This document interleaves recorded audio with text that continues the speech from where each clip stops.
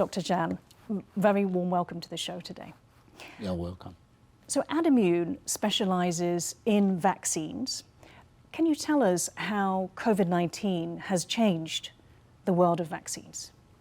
It does. Before COVID-19, the vaccine business and the vaccine technology is basically based on egg-based or cell culture. And that has been around for more than 20 years. But this pandemic, COVID-19, has the opportunity to have the industry develop the messenger RNA vaccine quickly, which is a very good tool for the pandemic situation. So it has changed the technology platform, but not entirely. It just let the people realize, yes, beyond the traditional egg-based or the regular cell culture vaccine, messenger RNA is something can be used. So for people who don't understand, what replaces the eggs or the culture-based? Egg or cell culture takes longer time to develop.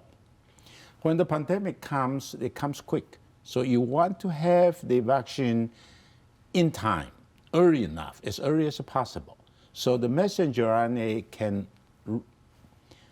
get the vaccine done early, before egg or cell culture. That's how it became valuable at that time. And is it superior in any way, do you think? Not, well, so the vaccines, we judge the vaccine based on several criteria. The effectiveness, the safety, and the long-term observation. But under the pandemic situation, you want something quick. Because usually it takes years to decide whether this vaccine is safe or not, whether the effectiveness is good enough or not, are they last long enough. That's criteria is important for the regular vaccine. But in the pandemic, when it comes quick, you kind of forget that. You put that aside. You want something right now, quick. And that's where messenger RNA comes in this time. But you can see, when the pandemic, when the COVID-19 started declining, the urgency of messenger RNA is declining at the same time. People back to the regular egg-based or cell culture because they are more reliable. And they've been used for 20, 30 years. And people trust them. Are the mRNA vaccines not reliable? So far, only 2 years experience. How you know they will be in 10 years? So that is the many experts always have that in their mind. How many years difference are we talking about in terms of the traditional processes with the tests, as you said, for safety, effectiveness? To develop? Yeah. Well, for example, a completely new vaccine. Took my example, just to say you were talking about enterovirus vaccine we developed. It took us almost 15 years. You can't wait that long. You can't. But the thing is, it's not a pandemic. It's not something that urgent. So the authority and the community, they think, well, we can wait. We'd rather wait. I want to make sure it's safe. I want to make sure it's effective. So that's a regulatory's job. But when it comes to that situation in COVID, people say, hey, give me something quick. So do you think that the traditional processes could learn something from the sped up process, the emergency process of the pandemic? To some degree. But by the way, I want to point it out. Under the pandemic, COVID-19, there's a many review process was put it aside for a while. For example, for a new vaccine, you may need, after the clinical trial, you may need more statistic data, you may need more safety data, and you may need to observe for a while before they grant you the permission. But in pandemic, you can't wait that long. So that is why we cannot talk about the pandemic and the regular vaccine. But in a way, people do learn from this, because we learn, messenger RNA really help on that kind of circumstance. And so far, it looks okay. Would your company pursue that? We mRNA? don't do the messenger RNA because it's a different technology platform. And in the whole world now, only Moderna, BNA, Pfizer are the two major ones to do the messenger RNA vaccine. But they, even themselves, they know that's good for the pandemic, but not necessarily good for the regular vaccination. So they are adjusting their business approach.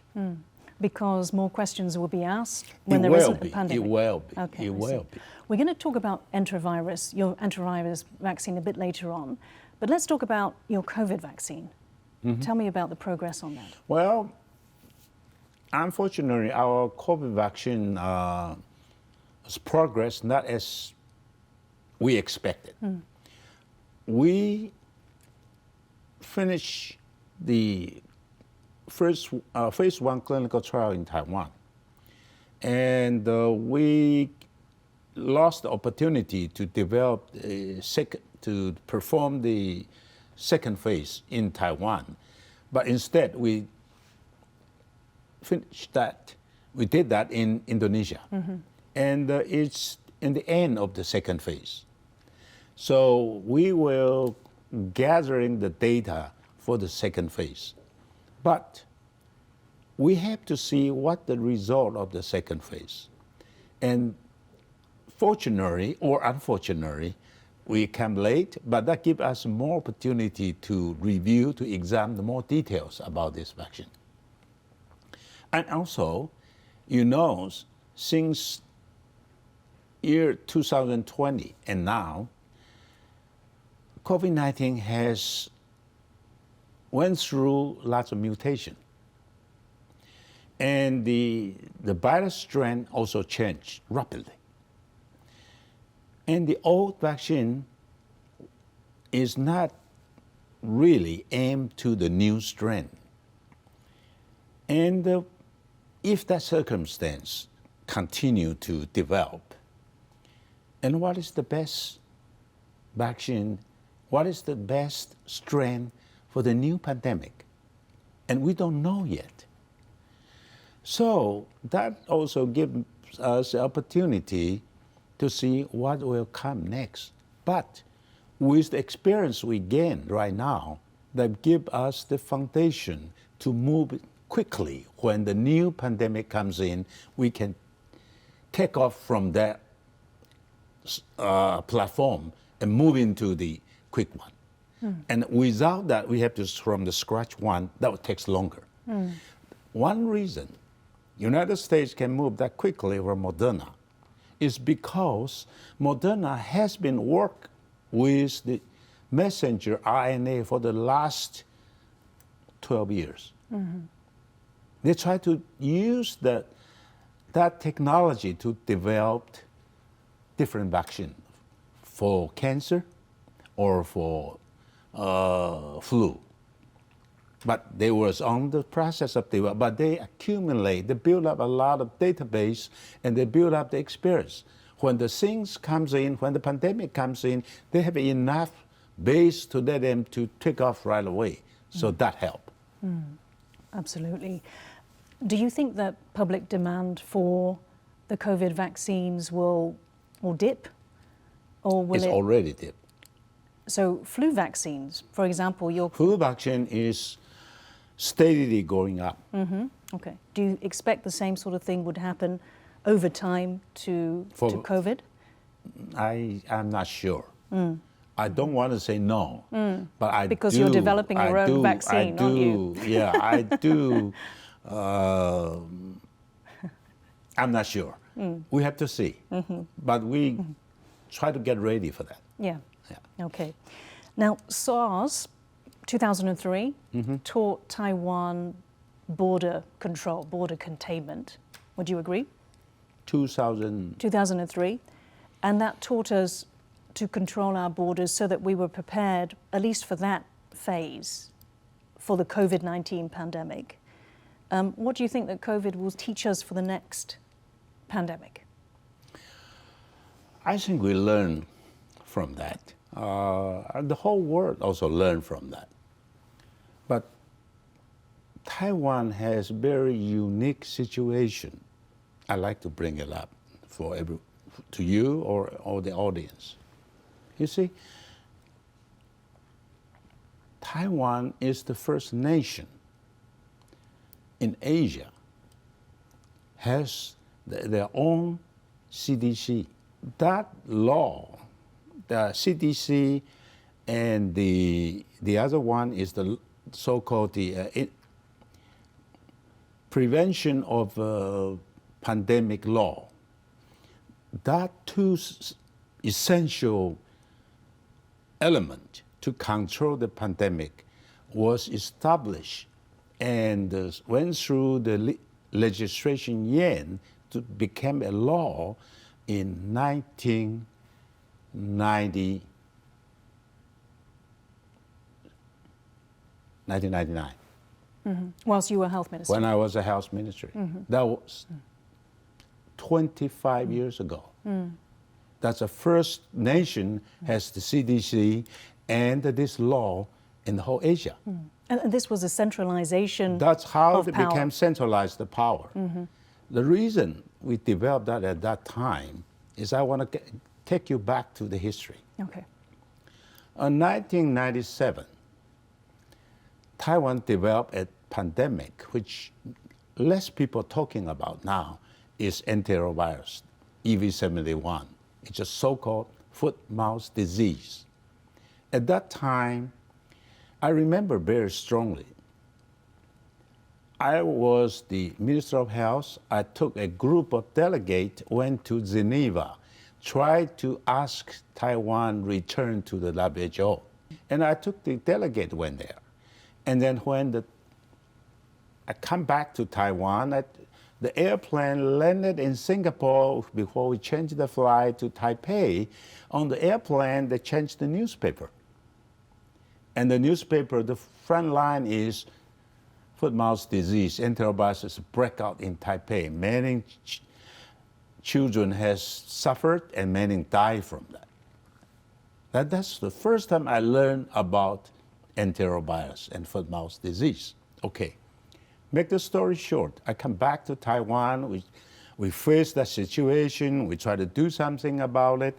And that time, many young children die from it. But at that time, there's no vaccine. The whole world has no vaccine for enterovirus. There's no law we can concentrate the power. When there's no law, we can quarantine the people. There's no law we can confiscate the equipment. And there's no organization from central to the local government you can command at one time. And not enough people, not enough equipment, no system for that. So I decided to say, look, we have to have that. We have to have that. So I authorize and I tell the people to begin to write the bill, send it to the legislation Yen, and that's what I'm telling you about the prevention of infectious disease law and also the CDC established. Okay. But vaccine is not ready that time. It's still not ready. Taiwan's is still not ready. Not now it's ready. Okay. But to tell you that, so that was established in 1990, I told you 99. But that was after EV71. But when SARS comes, 2003, the law and organization is there. So that was the time they really practice it. The law is there, but they practice it with that law. And they gain the experience. And from there, they refine that one. And now, when it comes to this year, when they come to the COVID-19, and they have more experience, and they utilize this, and they know how to early prepare, and how to alarm the people, and how to get the people and the government together. You have told me that it actually makes no difference, this is what you have said, whether Taiwan is inside or outside the WHO. It is better you're inside. You can participate, not just only gain the information, we can contribute. That's all the basic saying. And we have benefit from WHO before, early, 40, 50 years ago. Mm-hmm. And we thought maybe we can do something now. Mm. That's the reason we want to return to that. Mm. And we are not just looking for the pandemic, because it has other area under WHO we can do. Mm. Yeah, many areas. Many areas. So yeah. When you ask me specifically about this time for the pandemic or the pandemic situation, I thought at that time not that much of difference. The reason is because without WHO, we have been gaining the information and cooperation from many other countries, especially the United States. Mm. We have a good relationship with CDC. Yeah, thank goodness for that. And we get the first-hand information from them. Mm. But the WHO obviously plays a role, and the reason why I asked you about the pandemics was because that would seem to be one of the times when we crucially would need that, you know, the participation into investigations. You may say that, and I have no argue with that. Okay, that's great. I just thought I would clear that up so that we are understand each other. So enterovirus, as you said, it took 15 years to develop this. I noticed that China has 3 vaccines with the WHO for enterovirus. And I wanted to ask you, for example, Taiwan has 1 COVID vaccine, but it's not internationally recognized. So I wanted to ask you, you know, how much can this be can be said to be contributed by Taiwan's isolation? Is it a factor or is it not? I don't think that is a proper comparison. Mm-hmm. Mm-hmm. You're talking about COVID-19. Well, as you said, the area is vast. Okay. So does it hold Taiwan back? That's my question. Yeah. Well, in order to get the international recognition, you have to fulfill and meet the criteria of an international standard. WHO recognition vaccine doesn't mean recognition by every country. Mm-hmm. Many people may not know that. Mm-hmm. For example, because individual countries have their own lists. Different standard. Yeah. Mm-hmm. Different standard. Mm-hmm. I hate to say, WHO standard is lower than United States. It's lower than European state. So WHO qualify, United States doesn't just take it. European countries don't just take it. Mm. Japan don't just take it. But WHO is for the people you need. So seldom you see the international vaccine company or pharmaceutical company looking for WHO permission or certified before they're looking for the permission from United States, FDA, or European authority or Japanese authority. Even Taiwan, you are qualified for WHO, Taiwan government doesn't just grant it to you. So that's a misunderstanding for many people. You would hope that obviously the Adimmune vaccine would get international recognition. Yes, we have already. Even others. We have recognized by several other ASEAN countries because we slowly get the permission from each country. And also we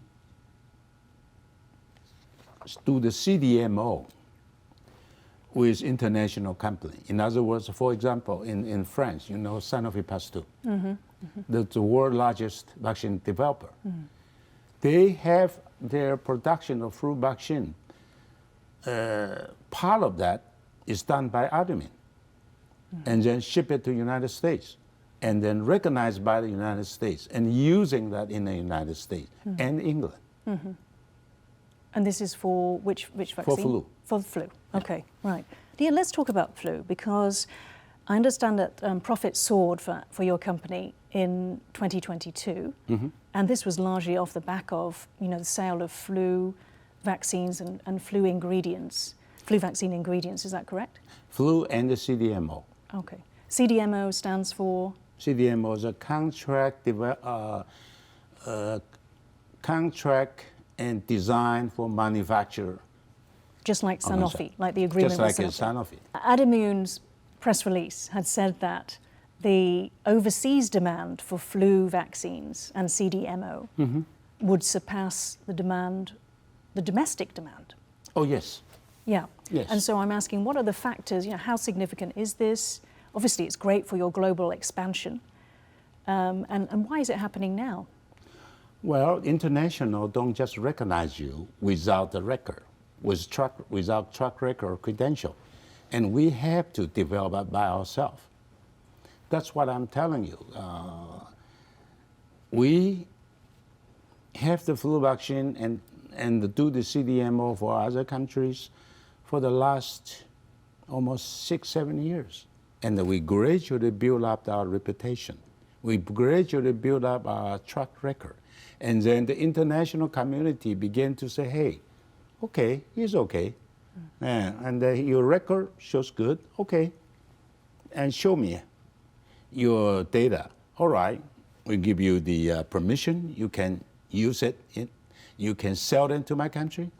And other international maker and look at our record, and then they say, hey, if you can do this with this kind of quality, maybe you can do my product with same quality, which is meet the standard for the international requirement.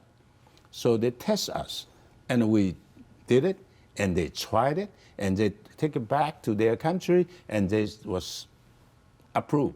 So that gradually builds up. I see.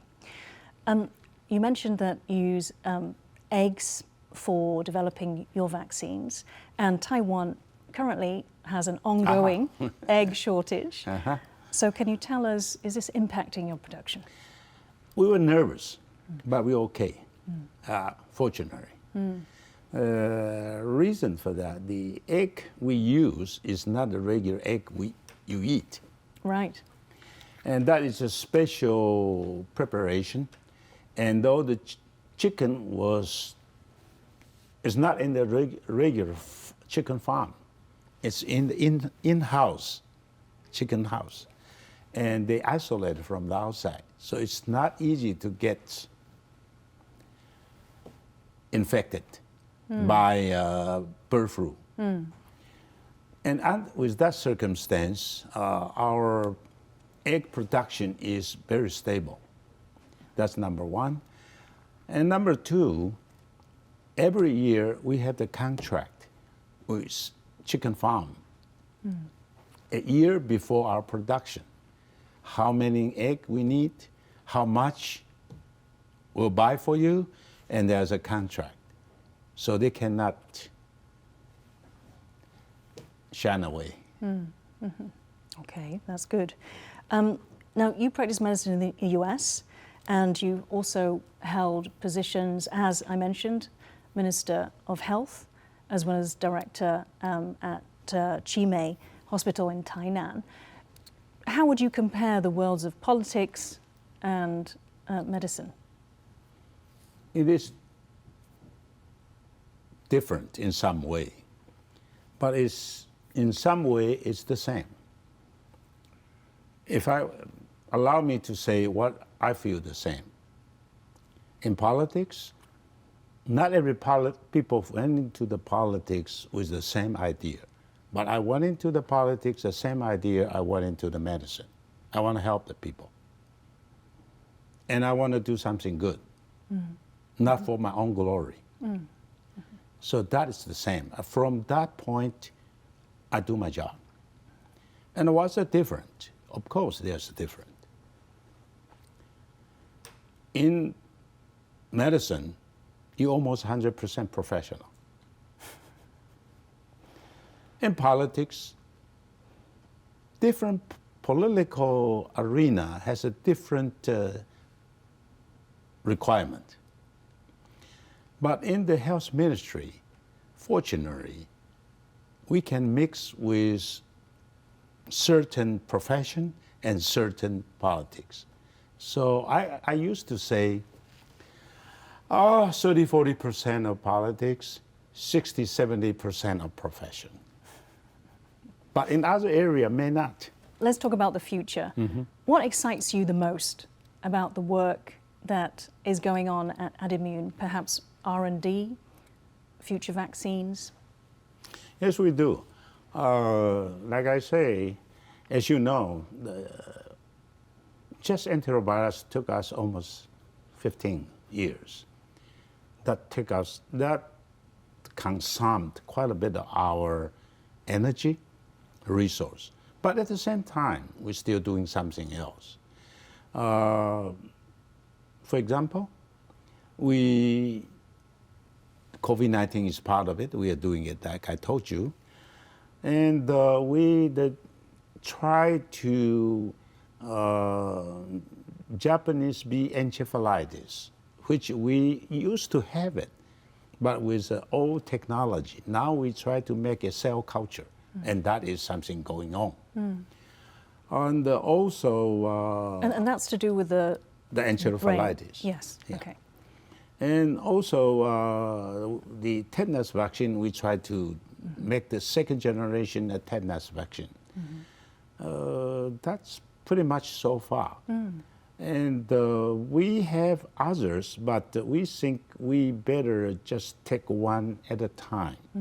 So we have our research and development. Something is on the early stage. Some is enter the really practicing stage. So I'm telling you the practicing stage. That's what I mean. However, that is something from our own. But our R&D also collaborated with outside world. That's more exciting. That's more exciting. Some company from Japan, some company from Korea, especially some from Europe, they have a new idea and they are doing something, and we collaborate with them. And then we work together and try to get this new product come to the world, but it's still early stage. Okay. Well, Dr. Chan, thank you so much for joining Taiwan Talks today. Thank you. Thank you. Welcome.